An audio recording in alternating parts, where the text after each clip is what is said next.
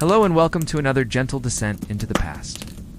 Tonight, we'll open the doors to a world once lost, now rediscovered through quiet storytelling. Perhaps you're lying still beneath the covers, or letting the last hours of the day melt away. Either way, I'm honored to have you here. Let me know in the comments where you're tuning in from, are we continents apart or just a few time zones away, both listening as the stars come out? If you enjoy resting two soft-spoken tales and thoughtful history, be sure to subscribe. There's so much more to uncover together. Picture yourself awakening not in your comfortable bed, but on a straw pallet in a cramped chamber shared with a dozen other souls. The air is thick with the scent of unwashed bodies, damp stone, and the lingering smoke from yesterday's fires. Your back aches from the thin mattress. Your hands are already calloused and rough.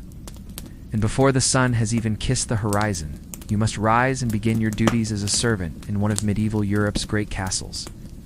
For most of us today, the medieval castle conjures images of romance and grandeur.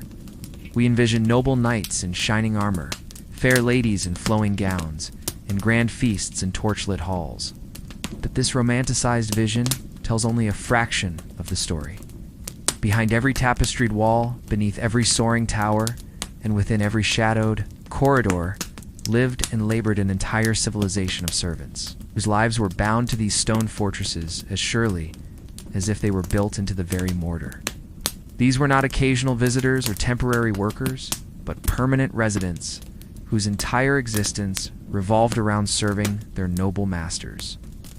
From the highest-ranking steward, who managed the lord's affairs, to the lowliest scullery maid, scrubbing pots in the kitchen, each servant played a vital role in the complex machinery that kept a medieval castle functioning. Their world was one of rigid hierarchy, back-breaking labor, and unwavering devotion to duty, where a single mistake could mean the difference between a warm meal and a nightlife as a servant in a medieval in the stocks. The life of a castle servant was shaped by the rhythms of an agricultural society and the demands of a warrior castle. Picture, if you will, a world where the first light of dawn brings not the aristocracy.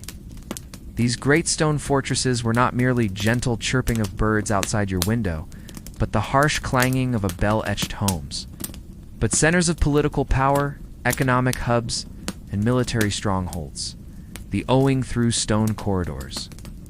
As you settle into this house, not only the Lord in his immediate quiet moment, I invite you to share family, but also his extended household. Visiting dignitaries, knights and their retinues, clergy, craftsmen, and an army of servants numbering anywhere from 50 to several hundred souls depending on the castle's size and importance. In the comments where in the world you within these walls a servant day began a listening from, and what time it is for you. Right? Now whether you were winding down for the evening or just beginning before sunrise and ended long after sunset, there your day. I am grateful to have you here on was no concept of weekends or vacation time, no sick leave or retirement plans. This journey back through time, if you fen your life, belonged to your master as yourself drawn to these explorations of bygone eras. Consider completely as the stones belong to the castle walls, subscribing so you never miss an episode. Now yet this was not slavery in the classical sense. Make yourself comfortable and let your mind drift back to a time when life moved to medieval servants. While bound by rigid social conventions, the rhythm of bells and the shuffle of countless and legal obligations possessed All certain rights and protections? under feudal law, they received feet hurrying through shadowy halls, fed, shelter, clothing, and protection in years as 1347, and within the towering walls of Warwick Castle. The exchange for their labor, and many could expect to serve day, has already begun for its army of servants.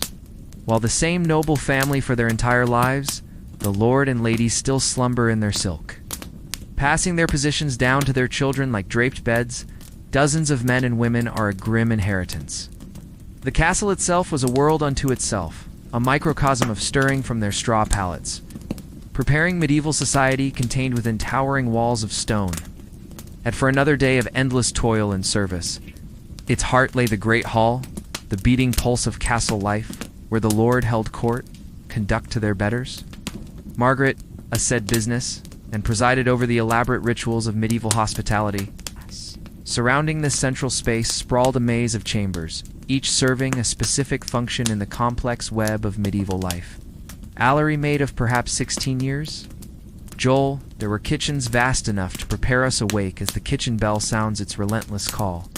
Her rough woolen dress, the same one she's worn for 3 days straight, clings damply to her thin frame. There's no time for meals for hundreds, storerooms filled with grain washing, no moment for prayer. The Anne preserves to last through long sieges. Armories housing weapons and armor. Stables for the fires must be lit. The water-drawn lords prize destrious workshops and the great. Wheels of the castle-esque domestic machinery set in motion before the household awakens. As Margaret Ware craftsmen pied their trades in countless hurries through the pre-dawn darkness, her other specialized spaces that required constant attention and maintenance, but bare feet, knowing every uneven stone by heart, she passes other perhaps nowhere was the servants' world more clearly servants, beginning their own daily rituals. Thomas defined then in the great hall itself, where the rigid hierarchy of medieval society was the stable boy is already muck displayed in living tableau, 3 times a king out the horse, stalls the day here during the principal pungent smell of manure. And hey, filling the air in the great hall, Agnes sweeps yesterday meals. The entire household would gather in rushes from the floor, replacing a carefully orchestrated display of social order that them with fresh ones scattered with herbs to mask the would have made a choreographer weep with envy. At the high table elevated on a dish, in covers of spilled ale and discarded food, life-eed with fine linen, sat thee as a servant in a medieval castle, was a world unto itself, governed by rigid hierarchy and unforgiving routine.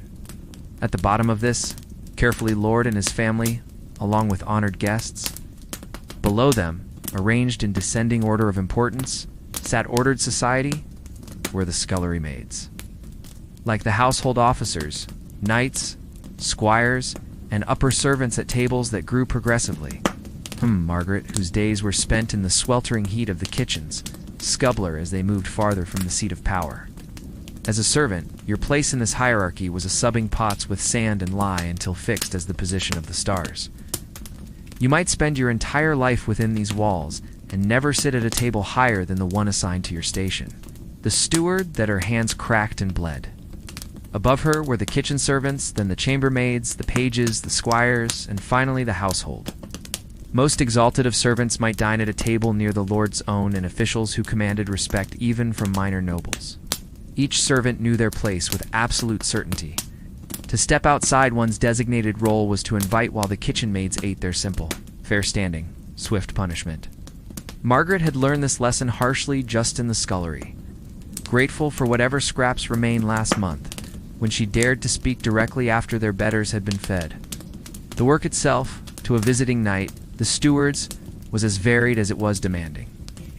In the kit cane across her shoulders served as a reminder Thatchins, armies of cooks, scullions, silence, and invisibility were her greatest vert, and servers labored over massive hearths preparings.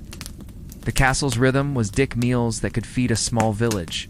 The hated by the needs of its nobled cook, a figure of considerable importance and temperament, ruled over this. Steamy domain with the authority of the inhabitants, but also by the turning of the seasons and the demands of survival.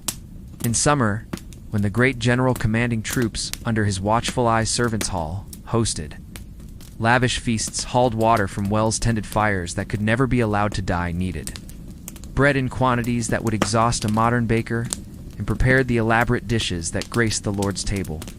Beyond the kitchen lay a world of equally demanding labor. In servants might work 18 hours without rest. The stable's grooms cared for the law, their hands flying, as they prepared elaborate dishes for hundreds of guests.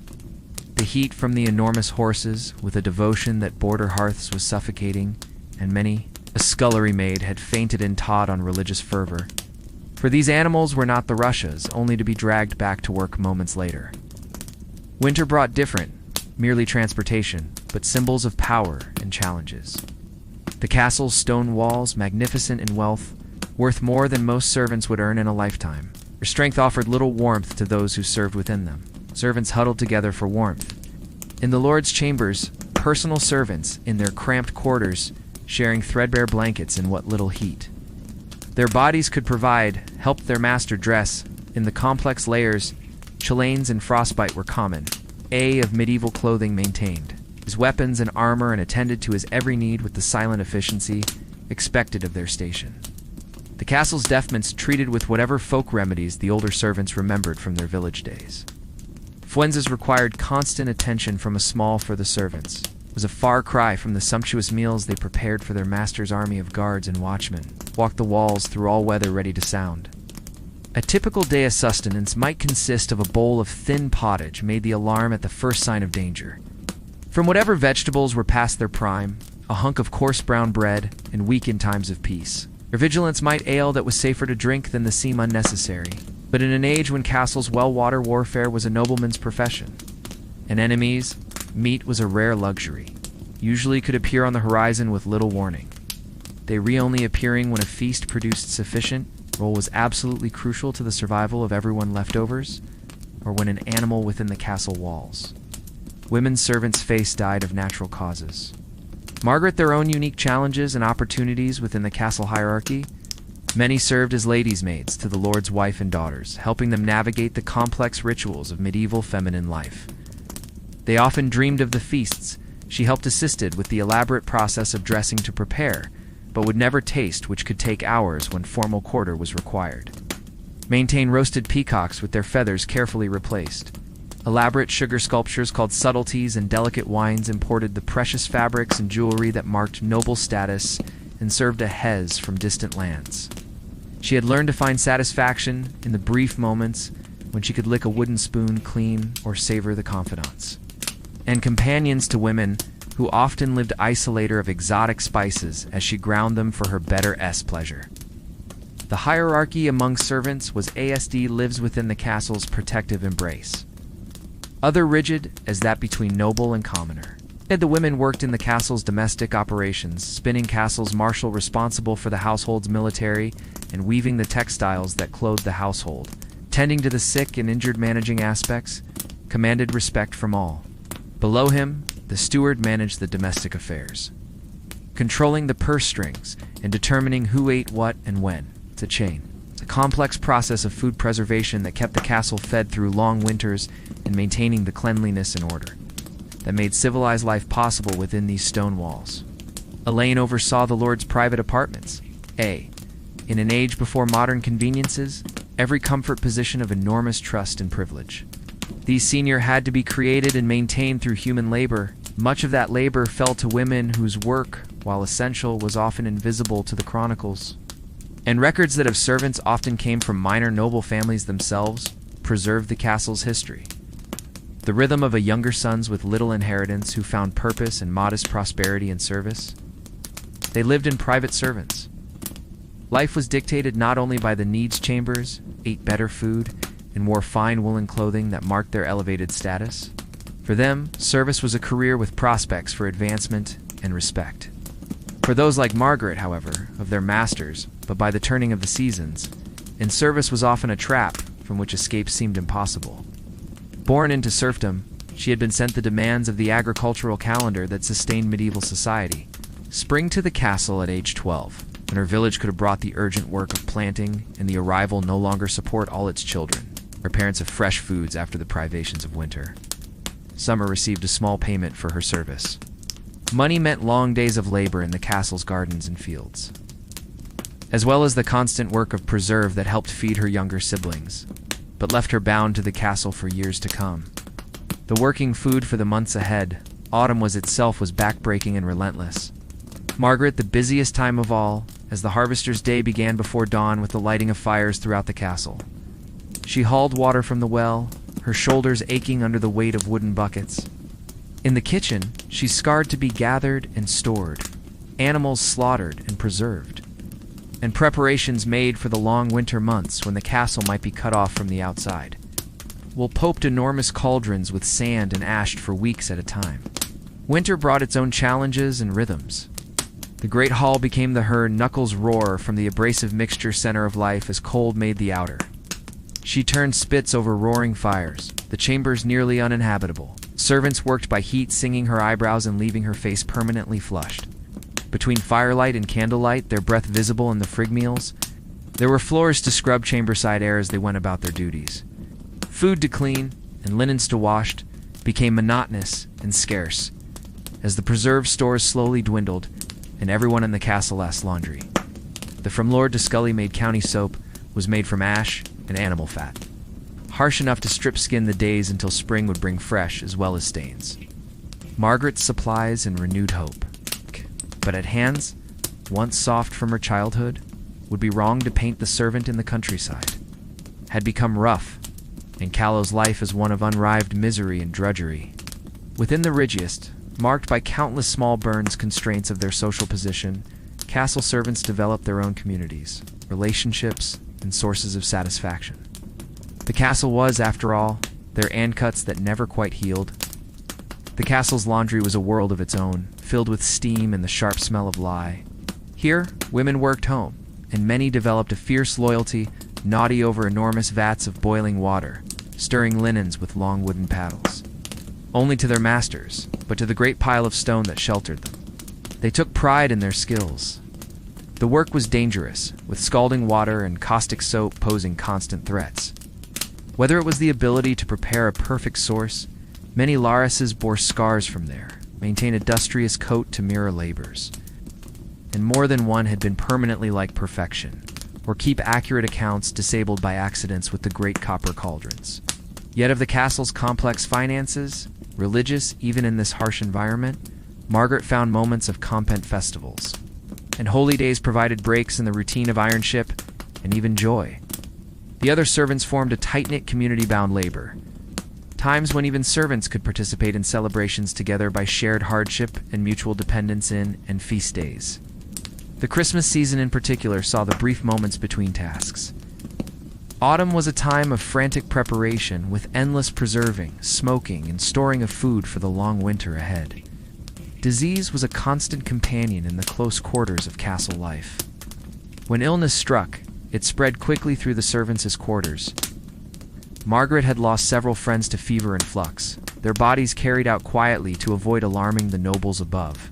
The castle's physician rarely bothered with servants, leaving them to rely on folk remedies and the ministrations of older women, who remembered healing herbs from their village days.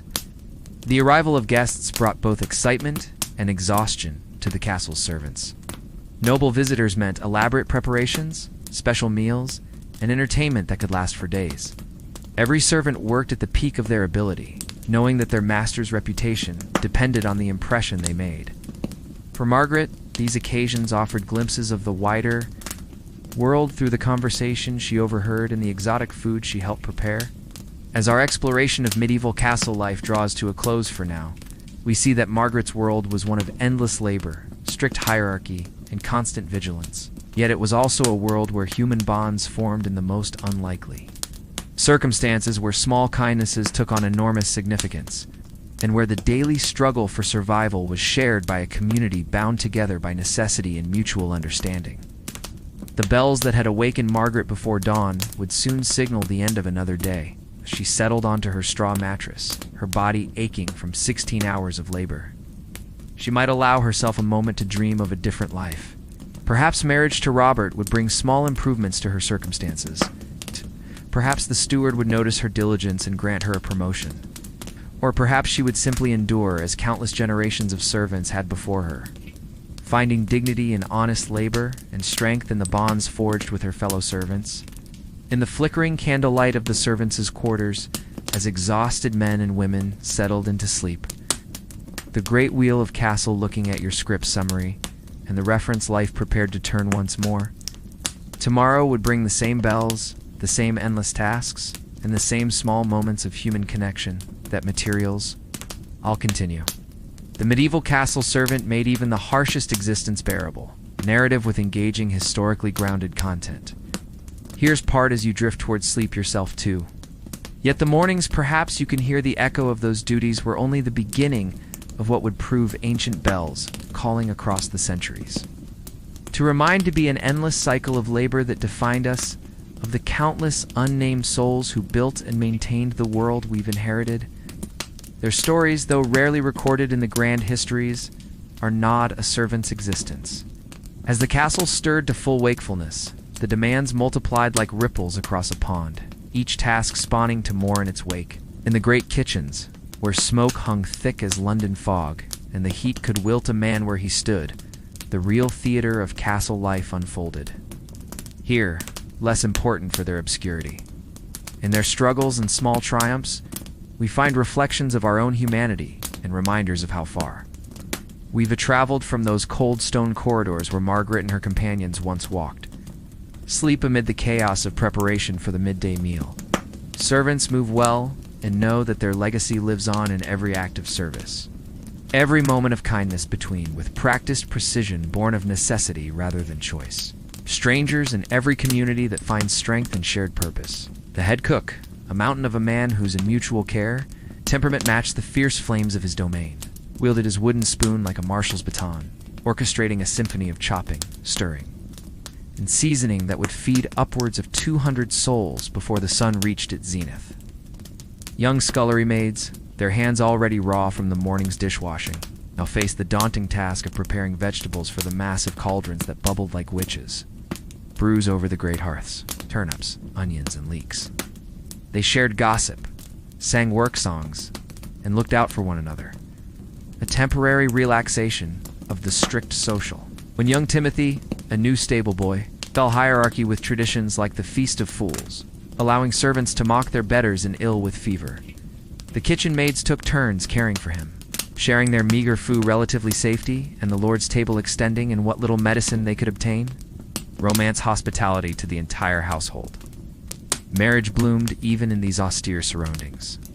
Margaret had caught the eye of Robert, and family life were possible for castle servants, though always a carpenter's apprentice who worked on subject to their master. Approval and the demands the castle endless repairs. Their courtship consisted of stolen glances across the great hall and of their duties. Children born to servant whispered conversations in dark corridors. Families often grew up within the castle walls, playing in the same courtyards where their parents worked, and they were fortunate enough to marry. They would be granted a small chamber of their own, and perhaps permission to raise a family within the castle walls, gradually being inducted into the same life of service that had claimed their ancestors. 4. The servants' quarters were a maze of tiny rooms and shared spaces carved out of the castle's lowered them. The castle was not a workplace, but simply levels. Here, away from the grand chambers above the world, as natural and unchanging as the sky, a different world existed. Servants gathered in the above. The economic relationship between servant evenings to mend clothes by candlelight. Share stories and master was complex and went far beyond simple wages. Most servants received their compensation in the form of food of their village homes and find what comfort they could in each shelter. Clothing and protection rather than coin others' company. The lucky few who could read might share tales from the scriptures or romantic ballads copied from the chaplainess books. They might receive new garments twice a year, meals from the Lord's kitchen, a place to sleep within the castle's protected walls, and the promise of care. Sleep came on straw mattresses that in sickness and old age. For many, this represented a security that free peasants working there were replaced only when they became too verminous to bear.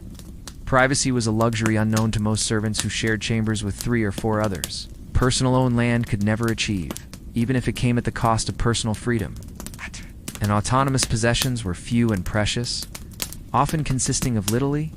Some servants could aspire to advancement more than a spare shift, a wooden comb, and perhaps a small religious within the household hierarchy. A capable kitchen boy might eventually charm for protection. The castle's religious become a cook. A diligent groom might rise to become life, provided both comfort and additional burden to master of horse, and an educated servant might find its servants. Daily prayers were mandatory, adding to an already overwhelming schedule. The himself managing his lord's correspondence and finances. Such chaplain expected the same devotion from scullery maids as from noble advancement was rare, and hard won requiring not ladies. Though he was often less only skill and dedication, but also the political acumen to navigate the complex web of relationships patient with servants who doze during that governed castle life. The knowledge and skills require lengthy sermons after 18-hour workdays.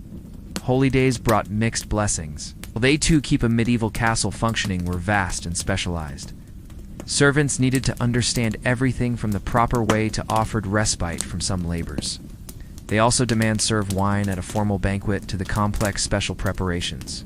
Easter and Christmas meant elaborate feasts that required days.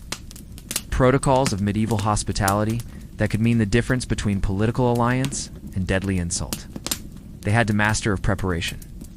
Servants worked even longer. Practical skills like food preservation, textile care, animal husbandry, and basic hours. To ensure that their master's celebrations medicine, as well as the social graces that allowed them proceeded flawlessly, all while maintaining there to move invisibly through the Lord's presence own. Religious observances on whatever sleep they could steal without giving offense. Perhaps most importantly, they'd the threat of punishment hung, had to understand their place in the elaborate dance, constantly over every servant's head. Minor infractions might result in a medieval hierarchy, knowing exactly how to behave toward reduced food rations or extra duties. More serious offenses could lead to physical punishment, or dismissed everyone from the Lord's visiting peers to the lowlier style without reference, effectively condemning the stable boy.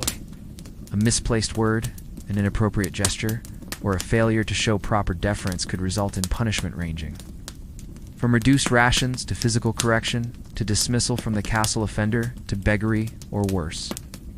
Margaret had witnessed the public flogging of a chamber entirely. As night falls and the castle settles, maid caught stealing a small piece of bread, the woman's cries echoing through the courtyard as a warning to all. Yet into the quieter rhythms of evening, we the castle also offered protections that village life could not. Within can imagine our servant finally finding a moment's these walls. Servants were sheltered from ban rest after another day of endless labor. Tomorrow, dits, wars, and the worst effects of F will bring the same demands.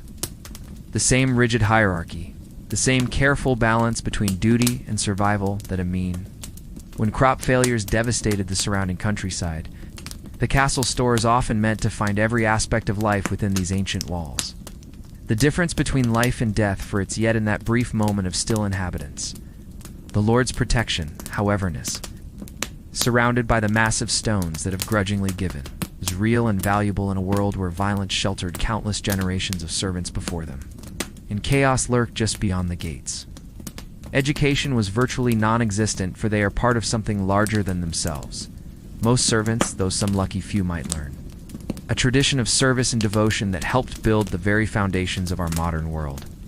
Letters from a sympathetic chaplain or steward. Margaret had managed to learn her numbers, a skill that had earned her occasional duties, helping to count supplies in the storerooms. This small advancement filled her with pride and hope that perhaps her position might improve over time. The changing seasons brought different challenges and small pleasures to castle life. Spring meant fresh herbs for the kitchen gardens and the return of fresh meat as animals emerged from winter's grip. Summer brought longer days, but also sweltering heat in the kitchens that made every task an ordeal. The humble trinity of medieval sustenance required endless peeling, chopping, and sorting. The work was mind-numbing in its repetition, yet demanding in its urgency. A moment's inattention could result in a burnt finger, or worse, a beating from an overseer, whose patience grew thinner as the dinner hour approached. The preparation of meat presented its own peculiar challenges and horrors. In an age without refrigeration, the line between fresh and spoiled was often blurred beyond recognition. Servants learned to rely on their noses, their eyes, and sometimes their courage to determine whether a joint of beef or leg of mutton was fit for the Lord's table or better suited for the servant's S-pot. The smell of slightly turned meat was a constant companion in the kitchen, masked by liberal applications of precious spices for the nobility's meals, while servants made do with whatever herbs they could forage from the castle grounds. The castle's bakery operated in its own realm of controlled chaos. Here the bakers began their work before even the earliest servants stirred, kneading enormous batches of dough by candlelight. The Obasan massive stone structures that could accommodate it on the reference videos and your script summary. Dozens of loaves at once require here as part. It's a deconstanted feeding with carefully selected wood of life as a servant to green in the bread. Would taste of smoke in a medieval castle that the kitchen was only one corner of. Margaret's world is the first to dry, and the fire would burn to hot, creating charred exteriors and raw centers. The baker's assistants spent pale light of dawn, crept through the narrow their days in a perpetual dance with windows of Warwick Castle. She were these temperamental beasts learning to read already, be making her way. Through stone, the subtle signs of temperature and timing that meant corridors that had witnessed centuries of human toil. The castle was the difference between success and disaster. For the lowest servants, even the simple act of carrying water a small city unto itself, housing not just the lord and his family, but hundreds of servants, became an ordeal that tested both physical endurance and mental fort, each with their own carefully definitude. The castle's wells, often located in the deep role in the great machine of medieval life.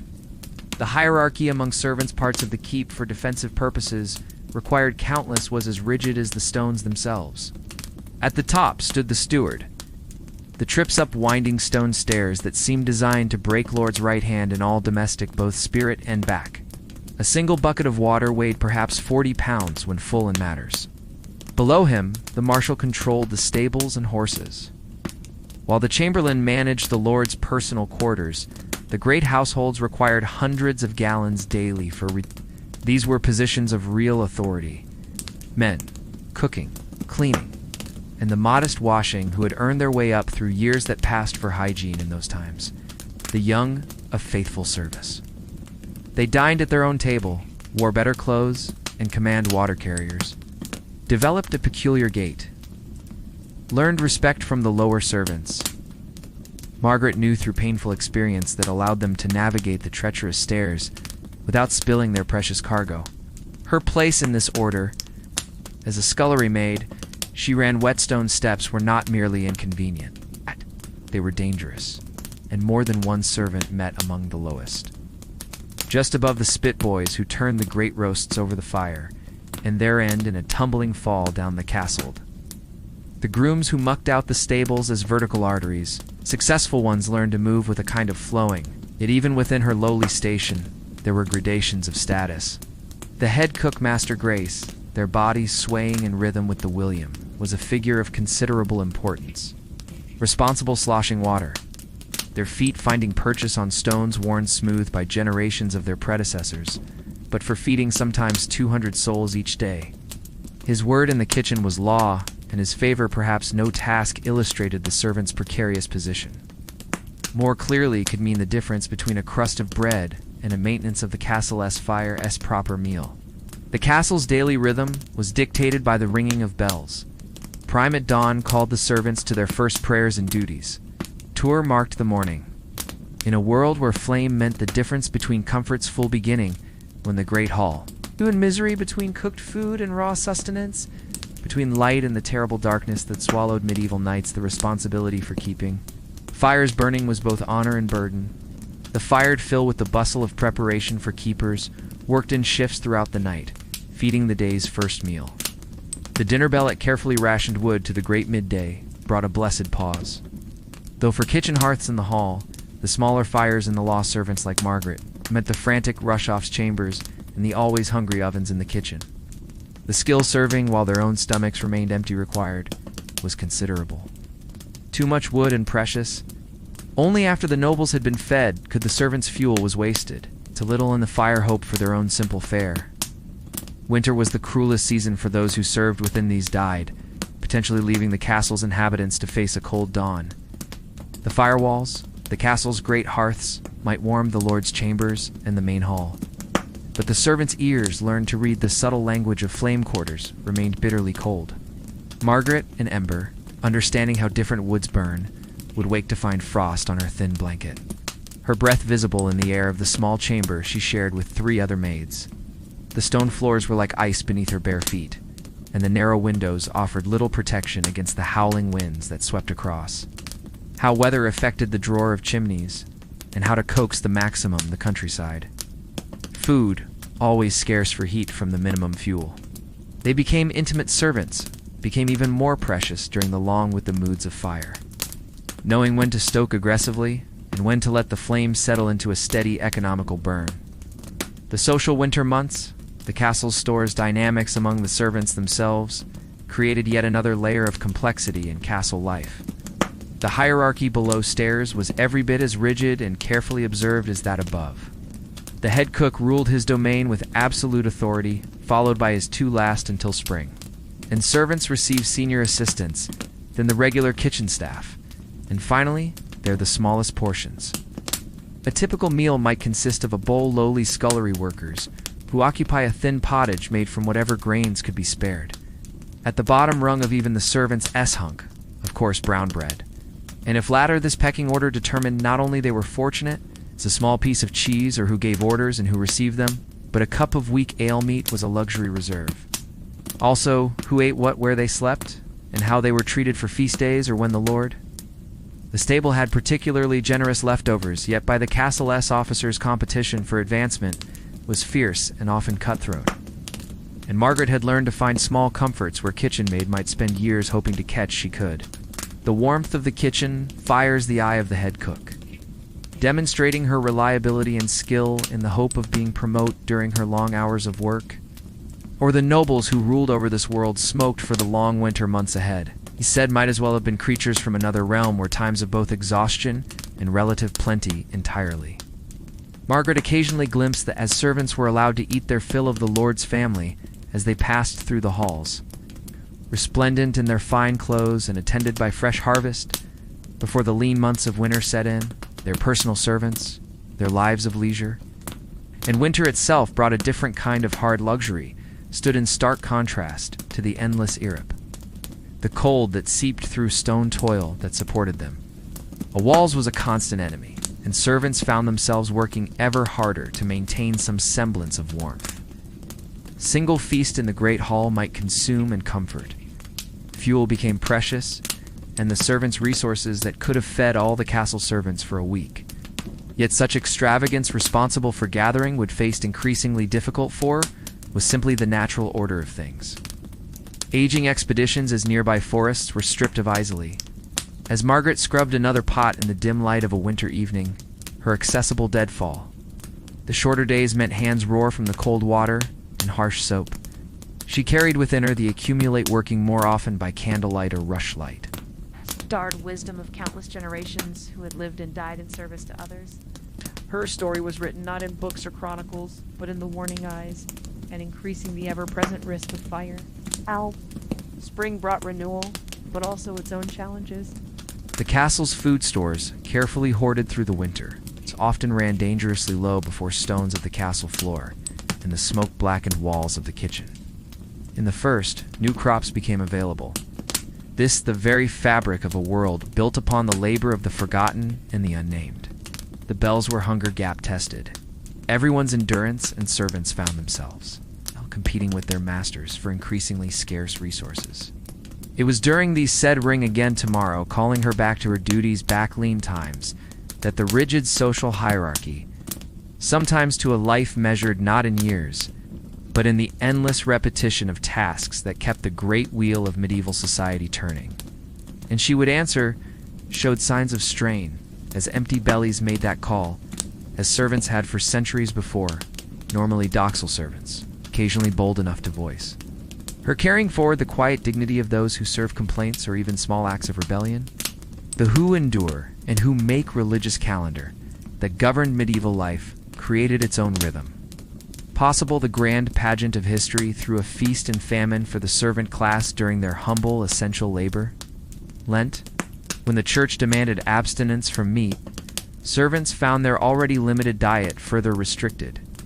The irony was not lost on them that those who could least afford to give up protein were often the most strictly held to religious dietary restrictions, while their masters found creative ways to interpret the rules in their favor.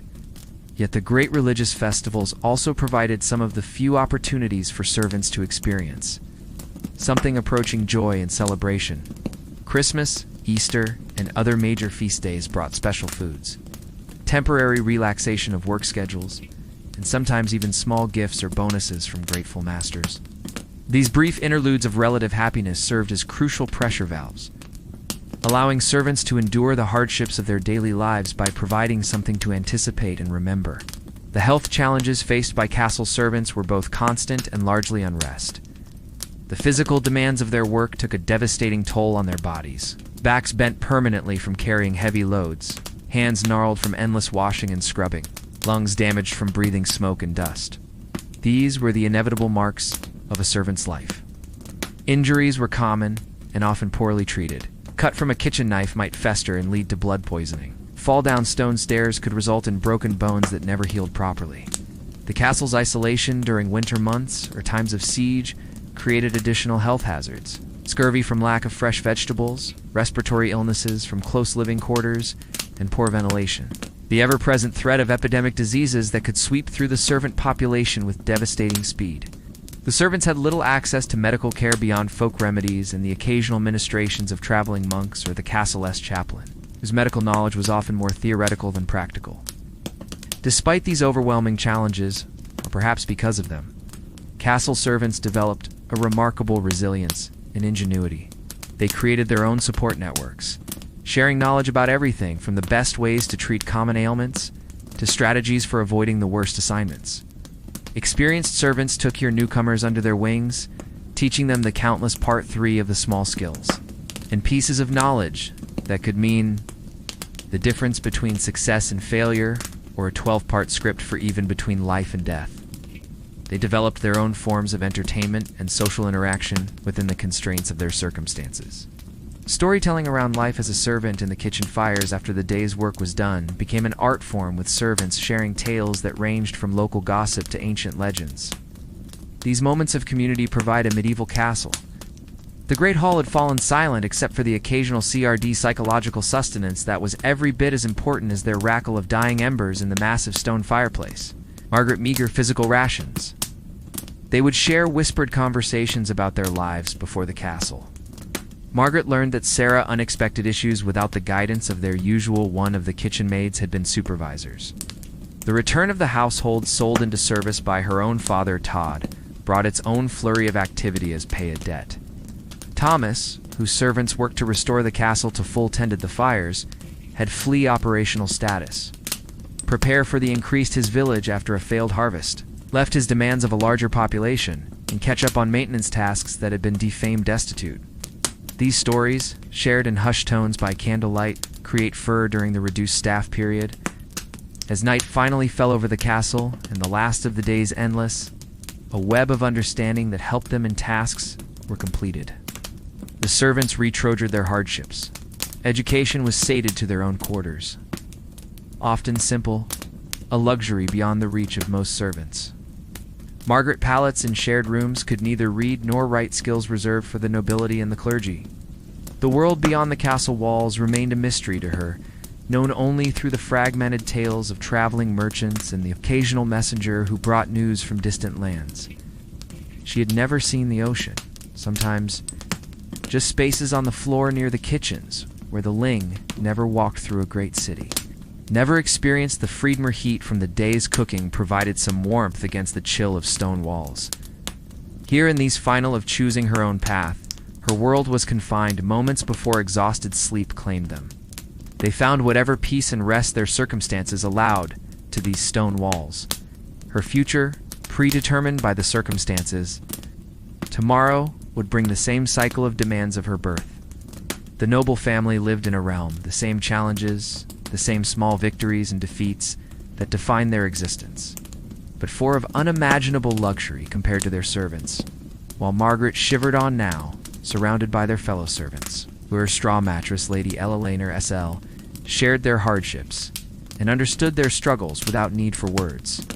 They could fin a bed adorned with silk curd at a moment's rest, bite from the relent, and filled with down feathers. The contrast was not lost on the servants who caught demands of castle life in the darkness. Listening to the familiar sounds of the castle, settling glimpses of this other world when they cleaned the private for the night, the distant footsteps of the night watch, the crackle of dying chambers, or served at formal dinners. They saw fires, the whispered conversations of their companions. They prepared to face another day in the fine tapestries that adorned the walls, the silver plates that gleamed in the candlelight, and the elaborate gowns that cost more than a servant would earn in a lifetime. Physical lives that were hard beyond modern comprehension, yet filled with their own forms of dignity, community, and quiet heroism. Their hardship was a constant companion. Margaret Hand's story is one of endurance and adaptation of war cracked and bleeding from the harsh. Soap used finding humanity in the most challenging circumstances and building community in the face of hard-to-clean the castle. Endless supply of dishes, chip though their names are, and cookware, her back-ocked from B, largely lost to history, and their individual struggles forgotten. Their collective legacy lives on in the magnificent ending over wash basins and scrubbing floors on castles they maintained in the complex her hands and knees. Her feet's social systems they made possible through their yum-gnawed and rough leather shoes that ceasing labor and unwavering. Dedication offered little protection, were perpetually cold and often wet from the damp stone. Floor's sleep was a precious commodity, often interrupted by the demands of early morning duties or late-night emergencies. The castle's religious obligations extended to all who lived within its walls. Every morning, servants were expected to attend Mass in the castle's chapel.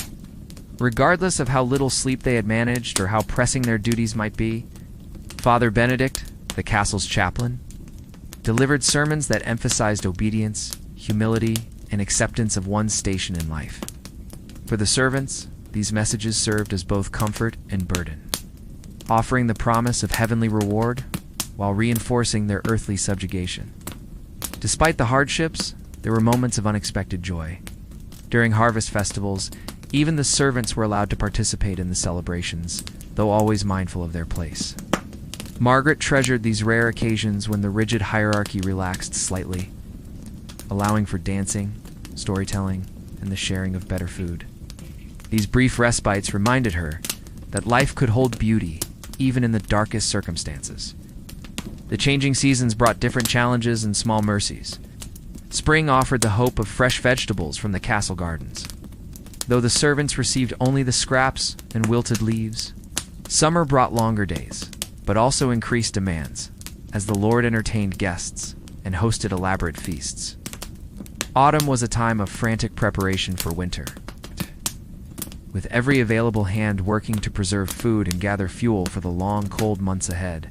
As Margaret finally reached her sleeping quarters, she reflected on the strange mixture of despair and resilience that defined her existence.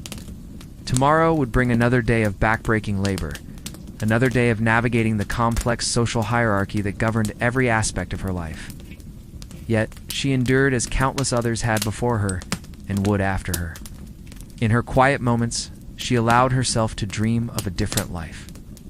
Though she knew such dreams were as insubstantial as the morning mist that rose from the castle Lesmote, the relationship between servants and their masters was complex in various shoulders. Awked from the endless scrubbing, but heard greatly depending on the personalities involved, and the specific work was far from finished. As circumstances of each household, some lords and the lowest-ranking servant in the castle hierarchy, she would be among the last to find ladies took a genuine interest in the welfare of their servants.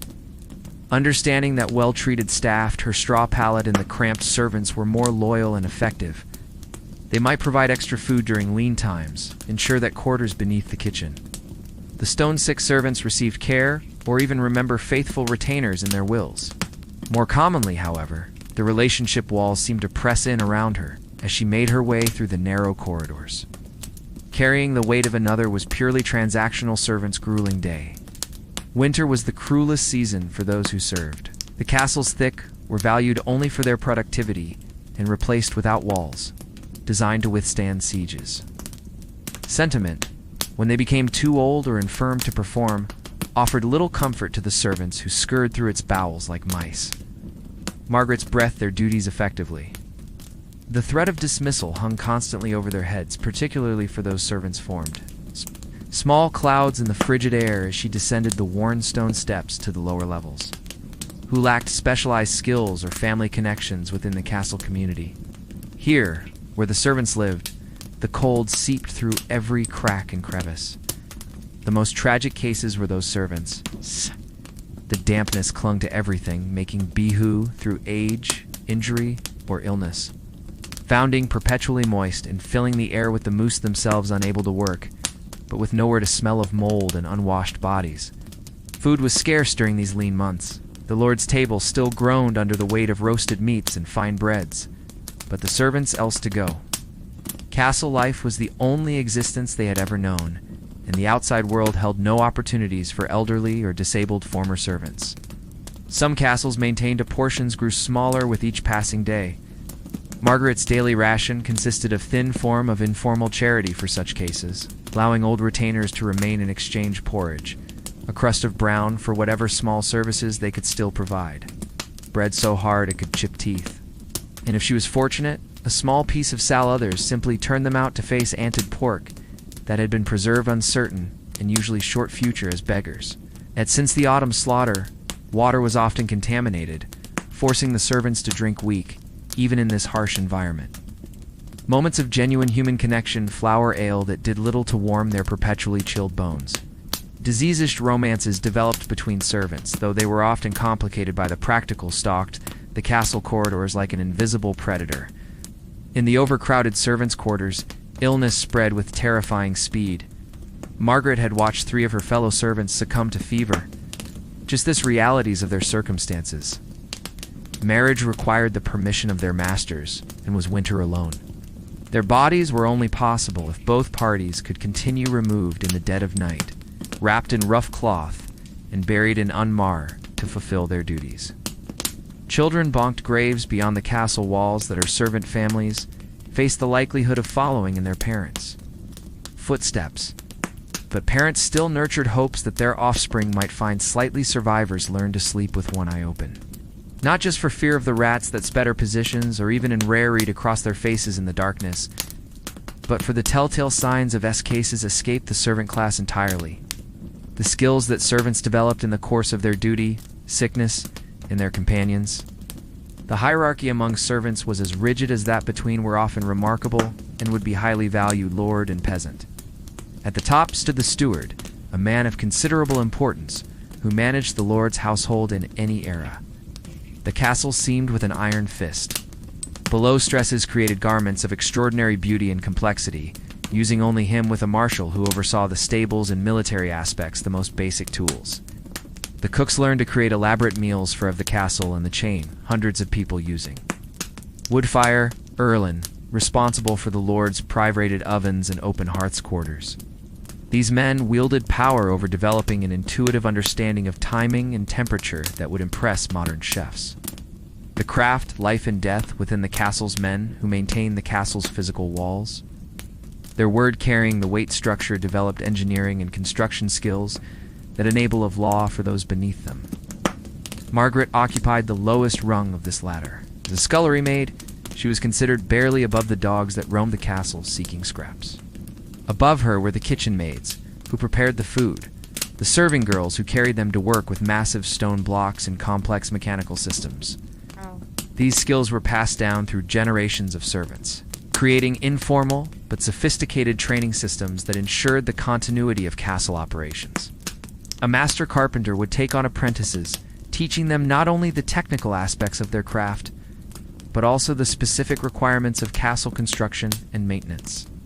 Kitchen staff learned not to platters to the great hall and the chambermaids, who tended to the private quarters of the noble family, each only how to cook, but how to manage complex logistics, coordinate large teams, and maintain food group guarded their status jealously, viewing those below them with the same dafty under challenging conditions.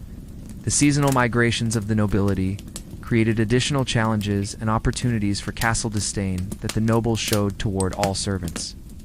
The castle cook master servants when the lord and his Robert ruled the kitchen, domain with a wooden spoon that doubled as a weapon.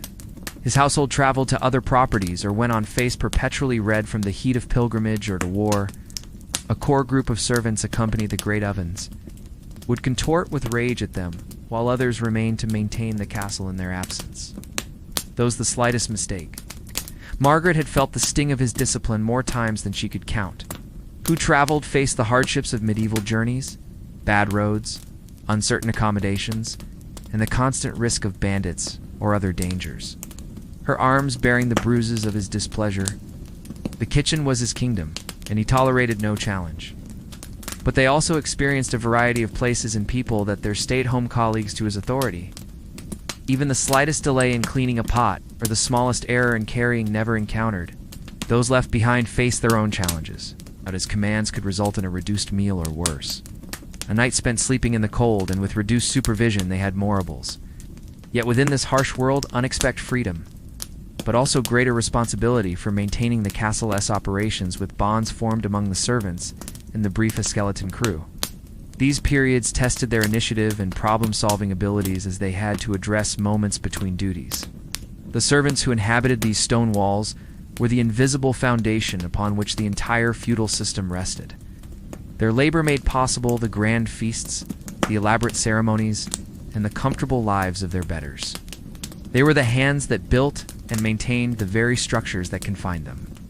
The voices that went unheard in the chronicles of history, yet in their perseverance and their small acts of kindness toward one another, and in their stubborn refusal to surrender their humanity despite the dehumanizing conditions of their service, they embodied a dignity that no amount of noble birth could bestow.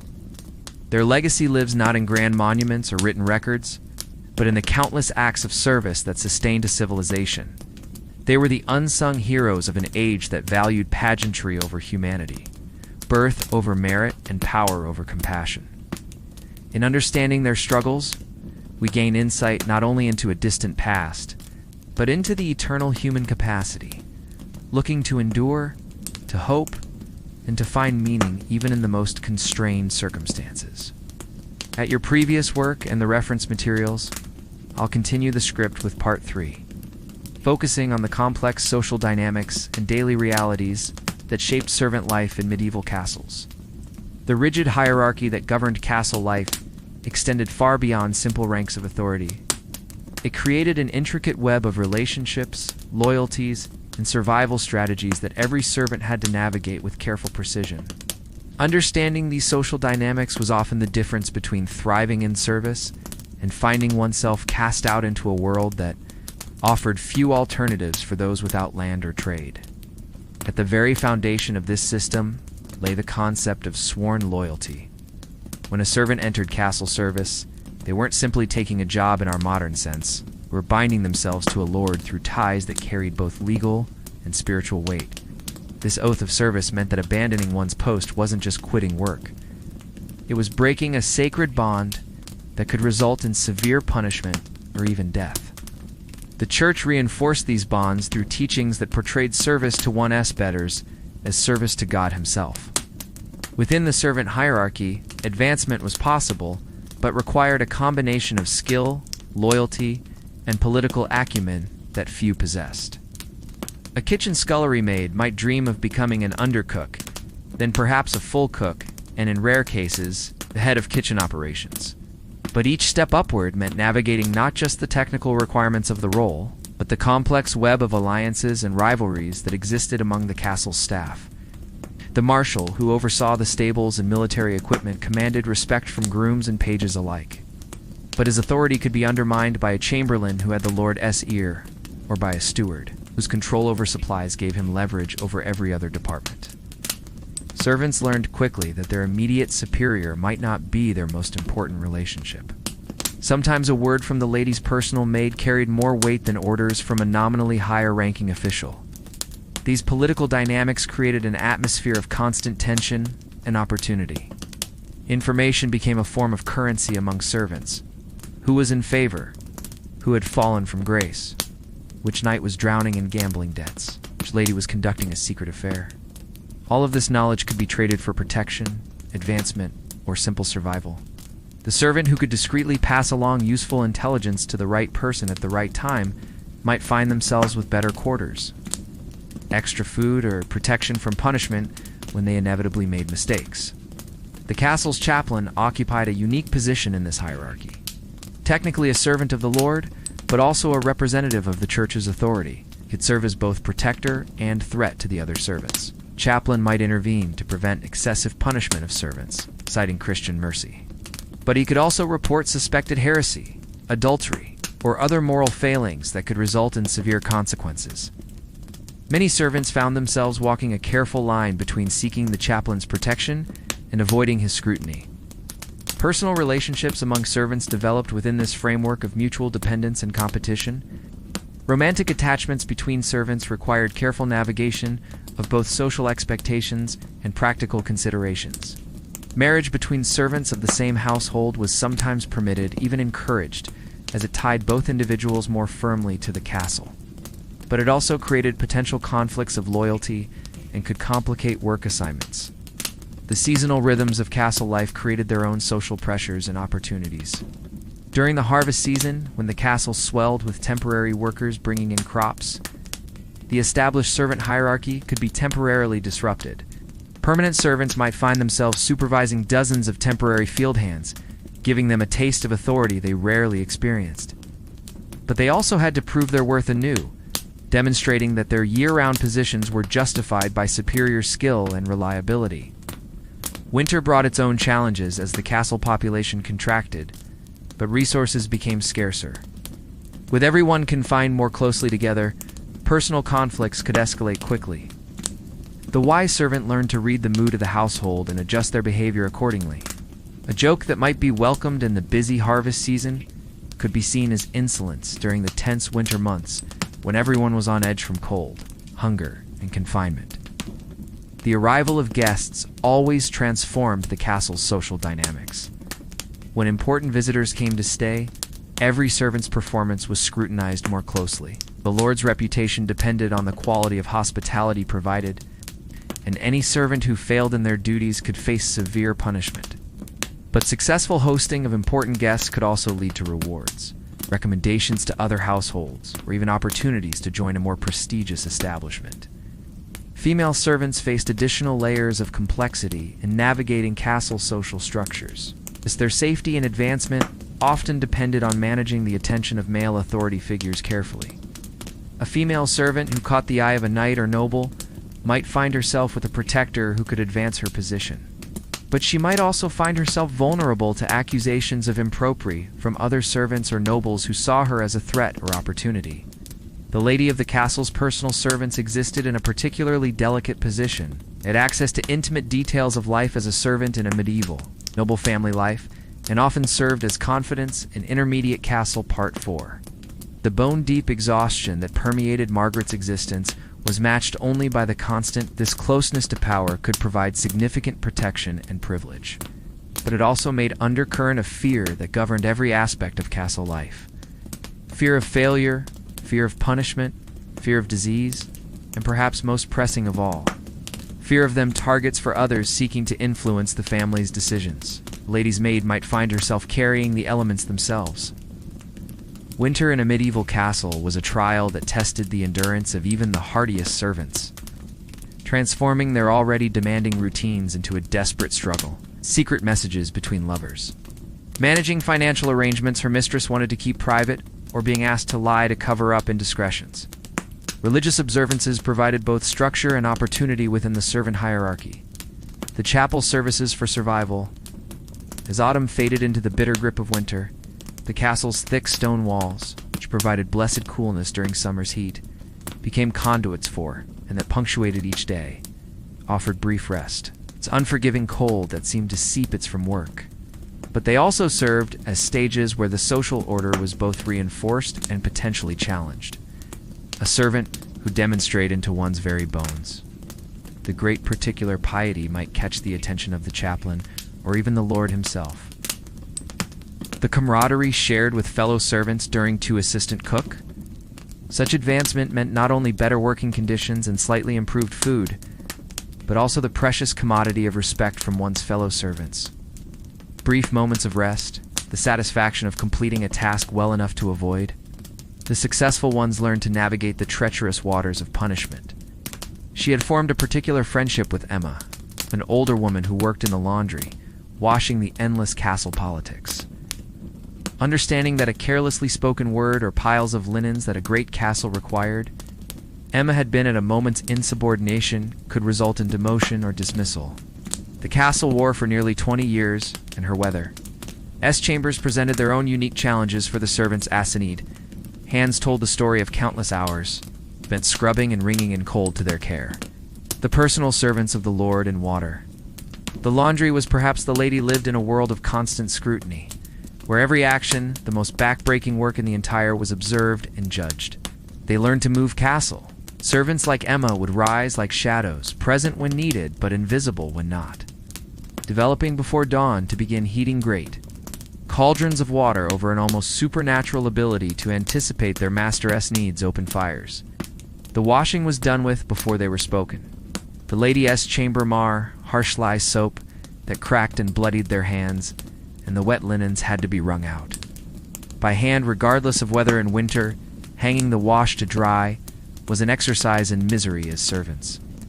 AIDs mastered the intricate rituals of medieval dress, understanding the complex layers of undergarments, the proper way to arrange veils and headdresses, and the delicate art of maintaining. The elaborate costumes that serve have struggled with frozen sheets and clothing in the bitter as both clothing and status symbols. These winds disease was an ever-present threat in the close quarters of castle life.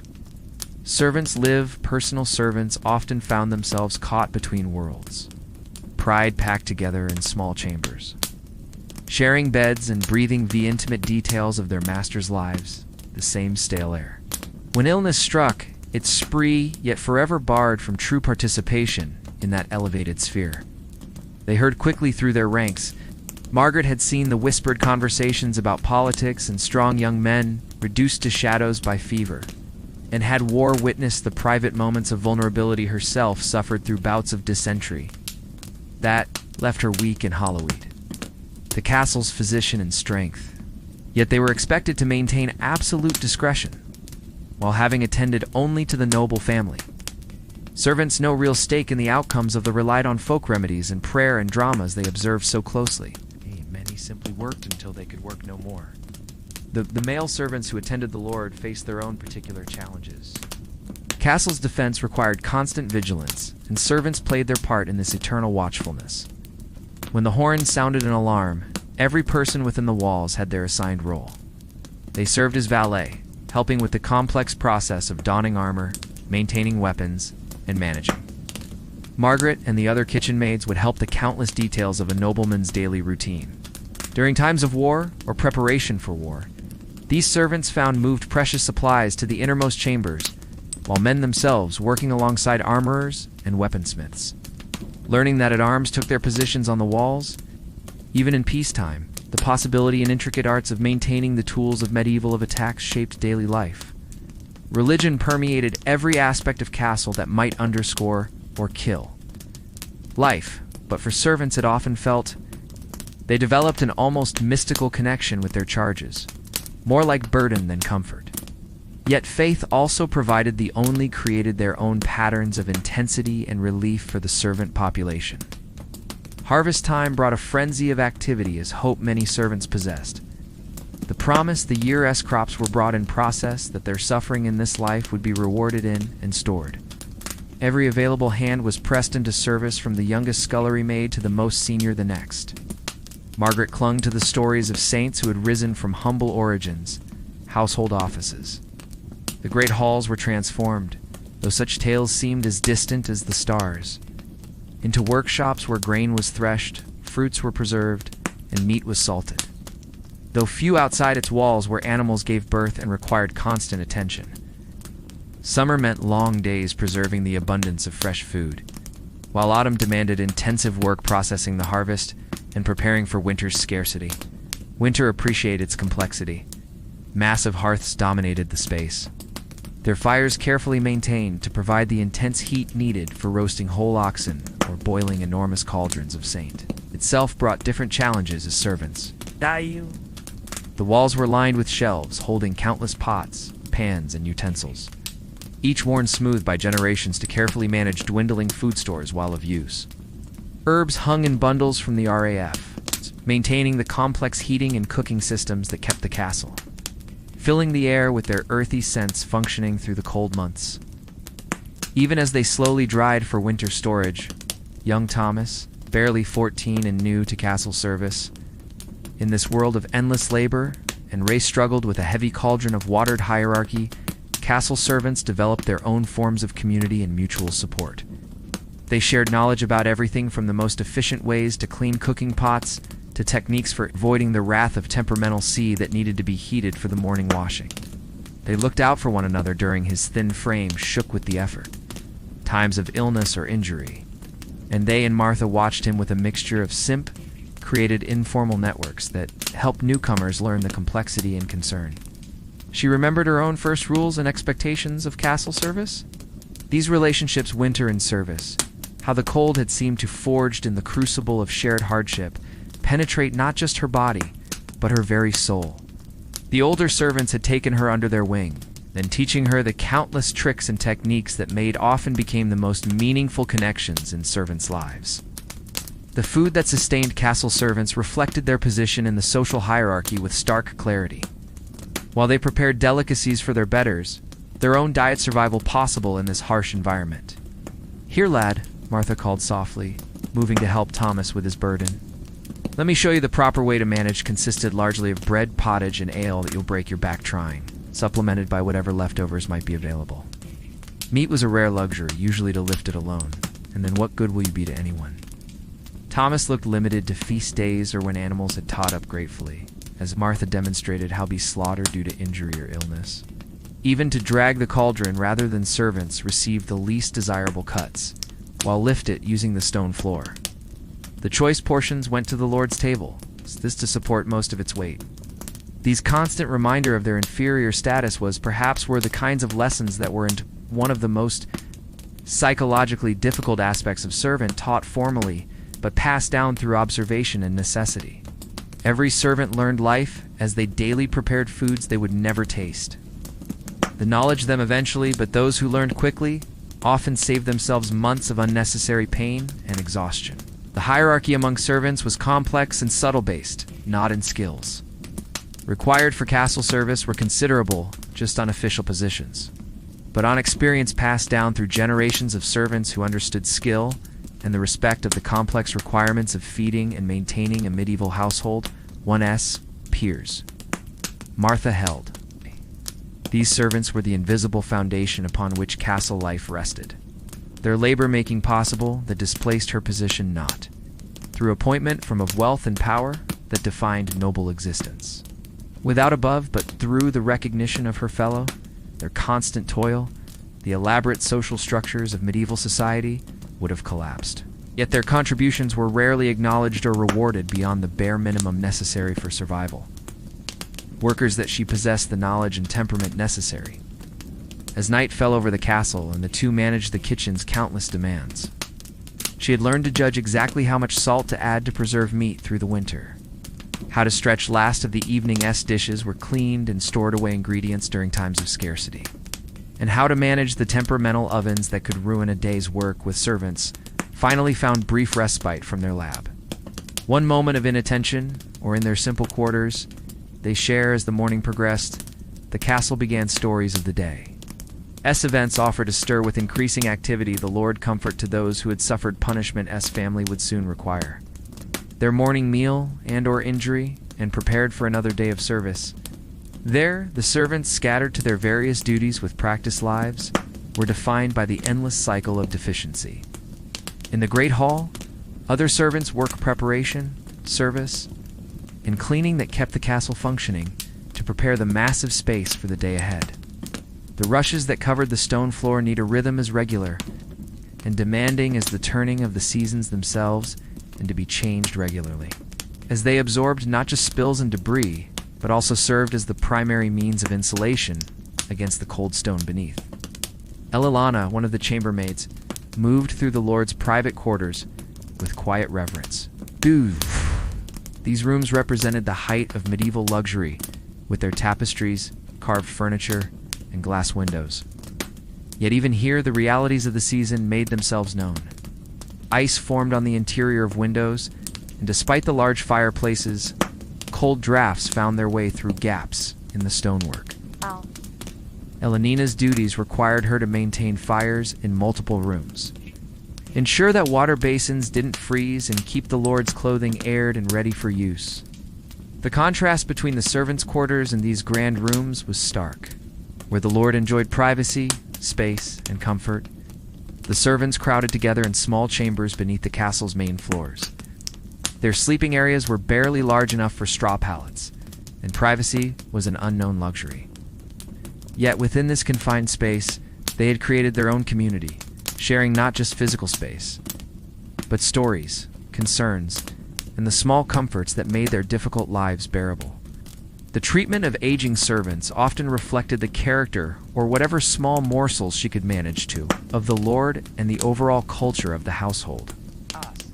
Understanding these complex social dynamics reveals that life as a medieval saved from her meager meals. Crust of bread hidden in her clothing, a handful of dried peas tucked away in a corner of her sleeping area.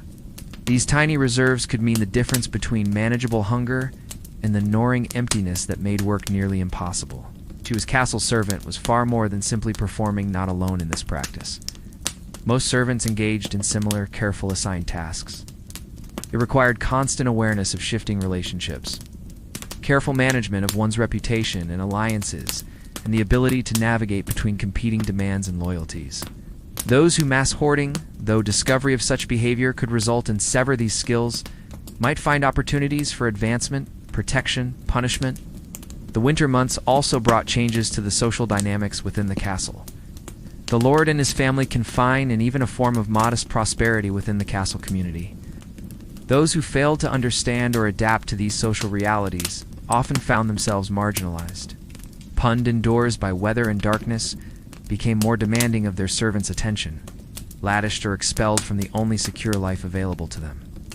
The legacy Elena, normally content to let her household run of these medieval social structures, would persist long after the feudal system itself had faded.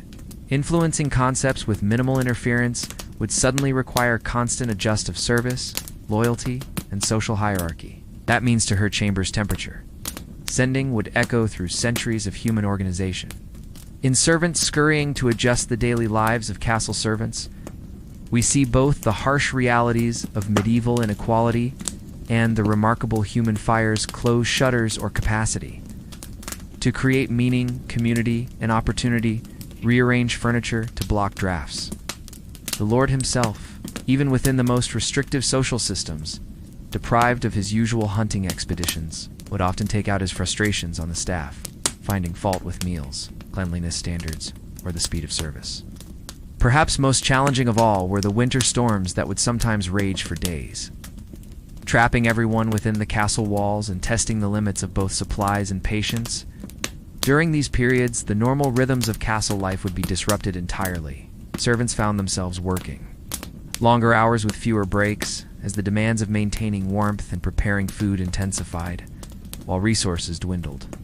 Margaret remembered one particular storm that had lasted nearly a week, during which the castle's inhabitants had been reduced to burning furniture to maintain heat in the most essential areas. She and the other servants had worked in shifts around the clock, feeding fires with whatever combustible materials they could find, while carefully rationing the remaining food stores.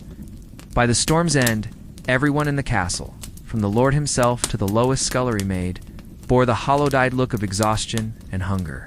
Yet even in the depths of winter's worst trials, Margaret had learned to find small moments of warmth and connection that sustained her spirit. The shared struggle created bonds among the servants that transcended the usual hierarchies of castle life. Thomas, the stable boy, might share a portion of his bread with a kitchen maid who had missed her meal while tending to an emergency. The castle's seamstress, Eleanor of Wessex, would sometimes allow servants to warm themselves in her workshop while she worked, the heat from her small brazier providing blessed relief from the cold. These acts of kindness, small as they might seem, carried profound significance in a world where compassion was often seen as weakness and where survival frequently depended on looking out only for oneself. Margaret treasured these moments. The shared warmth of a fire, the whispered conversation with a fellow servant, the rare smile from someone who understood the weight of her daily struggles. The castle's chapel, while not particularly warm, offered another form of refuge during winter months. The daily services provided not only spiritual comfort, but also a legitimate reason to pause from work and gather with others. Margaret found solace in the familiar rhythms of prayer. Even though the Latin words were largely meaningless to her, the ritual itself, the sense of participating in something larger than her individual struggles, provided a buffer against the isolation and despair that winter could bring. Brother Francis, the castle's chaplain, seemed to understand the particular hardships that winter brought to the servant class. His sermons during these months often focused on themes of endurance, patience, and the promise of eventual redemption. Messages that resonated deeply with those whose daily existence was a testament to these very virtues. After services, he would sometimes distribute small tokens of comfort, a piece of blessed bread, a warming spice, simply a kind word that acknowledged their humanity in a world that often seemed to reduce them to mere tools. The castle's animals, too, suffered during winter, and caring for them became an even more demanding aspect of servant life. The horses in the stable required constant attention to prevent them from freezing, their stalls needing fresh straw daily and their water requiring regular replacement, as it would freeze solid in their troughs. The castle's hunting hounds, normally kept in outdoor kennels, would be brought into the lower levels of the keep during the worst weather, their presence adding both warmth and complications to the servants' already crowded quarters. Margaret often found herself assigned to tend the small flock of chickens that provided eggs for the castle-less table. These birds, essential for their protein contribution to the diet, required careful management during winter. Their coos needed constant maintenance to prevent drafts, while still allowing for adequate ventilation, and their feed had to be carefully measured to ensure it lasted through the cold months. On more than one occasion, Margaret had awakened to find that despite her best efforts, several birds had succumbed to the cold during the night, losses that would be noted by the steward and potentially blamed on the servants' inadequate care. The preparation and preservation of food took on heightened importance during winter months. The castle-less food stores accumulated during autumn. Harvest and hunting seasons represented the difference between survival and starvation for everyone within the walls. Margaret learned the careful arts of food preservation that would keep the castle fed until spring's return. Salted meats required regular inspection to ensure they remained free of spoilage. Preserved vegetables needed protection from both freezing and rot. And the precious stores of grain demanded vigilant monitoring for signs of pest infestation. The preservation of food was a constant preoccupation that required specialized knowledge and back-breaking labor. In satisfaction of work well done, in the simple fact of her own continued existence, she had discovered sources of strength that no lord or lady could grant or take away. The cycle the castle smokehouses. Servants tended fires that burned day and night, carefully monitoring the process that transformed fresh meat into preserve would continue as it always had and always would. But Margaret provisions the work was exhausting and faced the future with the hard-won knowledge dangerous as servants had. To maintain precise that she possessed the resources practical, emotional, and spiritual to meet whatever challenges lay ahead. Temperatures while breathing air thick with smoke. Salt workers labored over massive vats in a world that offered few guarantees and fewer comforts. This self-knowledge represented a form of wealth that no amount of coin carefully packing meat and fish in precious salt to prevent spoilage. Their hands growing raw could purchase and no winter. However, from constant contact with the coarse grist, harsh could completely destroy. Brewing ale, the staple drink of castle life, required servants with particular skills and stamina. The brewing process began with malting barley, a labor-intensive procedure that required servants to soak, drain, and carefully monitor grain until it sprouted. The sprouted barley was then dried and ground, creating malt that would ferment into ale. The actual brewing involved hauling heavy buckets of water, maintaining precise temperatures over open fires, and stirring massive vats of fermenting liquid. A miscalculation or moment of inattention could ruin an entire batch, potentially resulting in severe punishment for the responsible servant. The castle's pantries and storage areas required constant vigilance to protect precious food stores from rats, insects, and thieves. Servants spent hours checking grain stores for signs of vermin, carefully rotating preserved foods to prevent spoilage, and maintaining detailed inventories of the castle's provisions. During harvest season, these servants worked around the clock to process and store the bounty that would sustain the castle through winter. They ground grain into flour, pressed apples into cider, and prepared countless other provisions. Their work continuing long after the fields had been harvested. Water, essential for cooking, cleaning, and drinking, presented its own challenges for castle servants. Those responsible for maintaining the castle-less water supply faced the arduous task of hauling heavy buckets from wells or nearby streams, often climbing steep castle stairs multiple times each day. In winter, this work became even more treacherous, as ice made pathways slippery and dangerous. Some castles employed servants specifically to maintain systems and ensure a reliable water supply, work that required them to descend into dark, confined spaces to clean and repair water storage systems. The feast days that punctuated the medieval calendar brought both excitement and exhaustion to castle servants' life. As a servant in a medieval castle, while these occasions offered the possibility of extra part 5, the morning mist clung food and perhaps a small, monetary reward they also meant to the castle walls as the servants, stirred from their brief slumber for days of intensive preparation.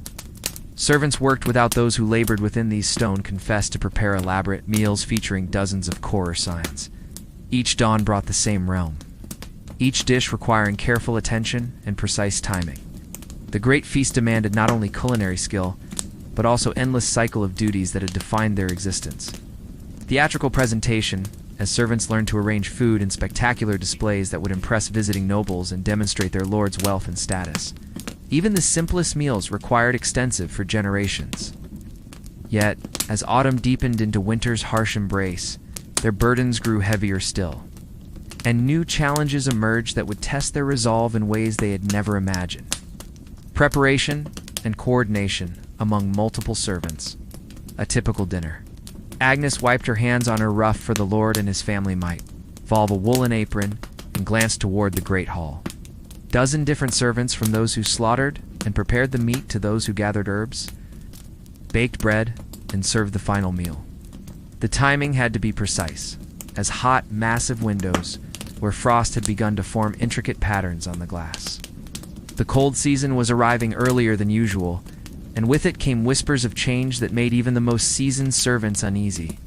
Strange riders had been spotted on the horizon, bearing banners unfamiliar to those food needed to arrive at the lord's table at exactly the right moment, requiring servants to coordinate their efforts with military precision. The cleaning that followed each meal was as demanding as the preparation that preceded it. Servants scrubbed massive, who kept watch from the castle's towers. The allure pots and pans with sand, and Aldi himself had grown increasingly restless.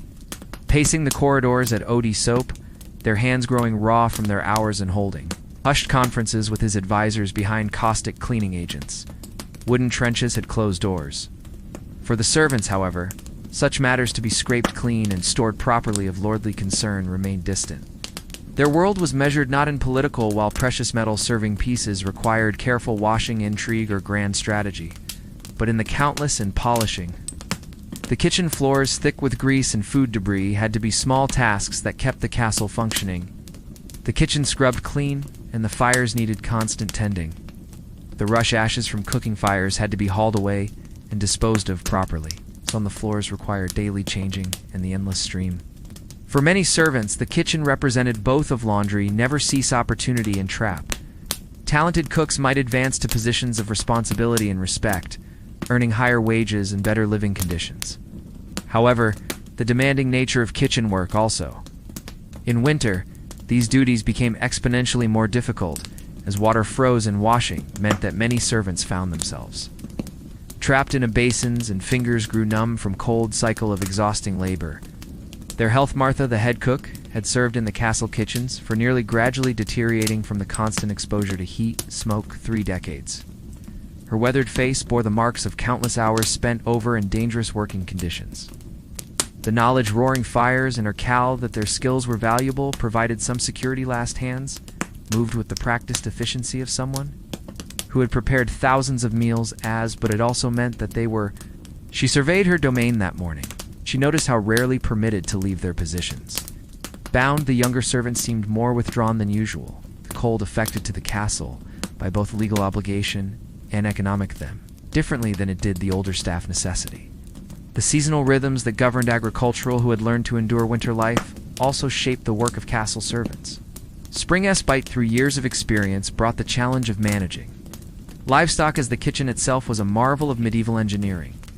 Each type of preserved food required its own specialized knowledge. The great barrels of salted pork needed to be kept in specific conditions, cool enough to prevent spoilage, but not so cold as to freeze and damage the meat's texture. Dried fruits and vegetables had to be protected from moisture that could cause them to mold, while also being kept from becoming so desiccated that they lost all nutritional value. Even the castle stores of ale and wine required careful attention, as extreme cold could alter their character or cause containers to crack. Margaret had learned to read the subtle signs that indicated whether preserved foods remained safe to eat. The color and texture of salted meat, the smell looking of stored grains, the appearance of dry at your script summary and reference materials, vegetables, all of these became part of her. I'll continue. Part 4. Accumulated knowledge. Understanding that could mean the difference between A. of life as a servant in a medieval castle with a focus on food, working conditions, and daily successful winter and catastrophe for the entire castle population. The social isolation that winter brought to the castle community affect hardships. Here's the continuation. Servants perhaps more than any other group, while the lord and his family. The castle kitchen was a realm might entertain themselves with music, games, or of perpetual chaos and unforgiving heat, where servants labored from storytelling during the long winter evenings. Servants before dawn, until well past dusk too, had little time or energy for such diversions. They satisfied the appetites of their betters. In the suffocating atmosphere beneath the great hall, scullery days began before dawn and ended well after dark, leaving scant opportunity for the social connections that made maids bent over steaming cauldrons while life bearable. Yet Margaret had observed how kitchen boys scrambled between towering hearths, their faces stir with soot and sweat. The head cook wielded the shared hardship of winter, could also strengthen the bonds between servants. Ding, his authority like a weapon, barked orders above the den of chopping nay. The kitchen maids who normally competed for the cook hives and bubbling pots, knowing that a poorly prepared meal could mean his favor, would collaborate to ensure fires remained lit throughout the night. Stable hands would share techniques for keeping animals warm and healthy. Even the typically aloof personal servants of the lord's family would sometimes offer practical advice to their lower-ranking colleagues about position, or worse. For those who worked in managing the winter's challenges, these relationships forged in the crucible of shared struggle, often these subterranean chambers, the very air was an enemy. Smoke from multiple fires mingled with steam proved more enduring and meaningful than the fair-weather friendships that from boiling water and the pungent odor might develop during easier times. Margaret treasured her of roasting meat, creating a miasma that burned the lungs and stung the eyes. The stone floors slick with grease and food connection with Sarah, a fellow kitchen servant whose quiet scraps became treacherous obstacles. Competence and occasional dry humor provided ank where a single misstep could send a servant tumbling into scalding water, or openers of normally in a world that often flames. Many bore the permanent scars of their service, their hands and arms marked by burns from seam to teeter on the edge of chaos. The knowledge that winter was temporary provided crucial psychological sustenance for wayward sparks or splashing oil. The hierarchy within the kitchen was as rigid as any servant's enduring its trials. Margaret had learned to mark found in the Lord's chambers above. At the apex stood the master cook, often a freeman who commanded respect and the subtle signs that indicated winter's eventual retreat. The gradually lengthening days, the changing substantial wage for his culinary expertise. Quality of light, the first tentative sounds of birds beneath him labored the undercooks, each returning from their southern migrations. These small, responsible for specific aspects of meal preparation from row harbingers of spring, carried disproportionate emotional lasting meats to preparing delicate sources. Lower weight representing not just the promise of warmer weather, but the possibility of survival itself. The castles still were the kitchen servants, Issee's more experienced servants, those who had endured many winters, served as informal mentors for newer arrivals like Margaret. They shared practical knowledge about conserving body allery maids, who scrubbed pots until heat, finding edible supplements to meager rations. And their hands bled and spit boised, maintaining hope during the darkest and coldest days, who turned the great spits over roaring fires until their faces were permanently reamed by the heat. The contrast between what was prepared and what the servants themselves consumed was a daily reminder of their station. While this oral tradition of survival techniques represented a form of collective wisdom that was essential for the servant, they crafted elaborate feasts featuring exotic spices, tender roasted fowl, and delicate pastries for the Lord's table. Communities continued existence. As winter gradually gave way to their own meals consisted of coarse bread, thin pottage, and whatever scraps might first hints of spring. The transformation within the castle was dramatic and swift.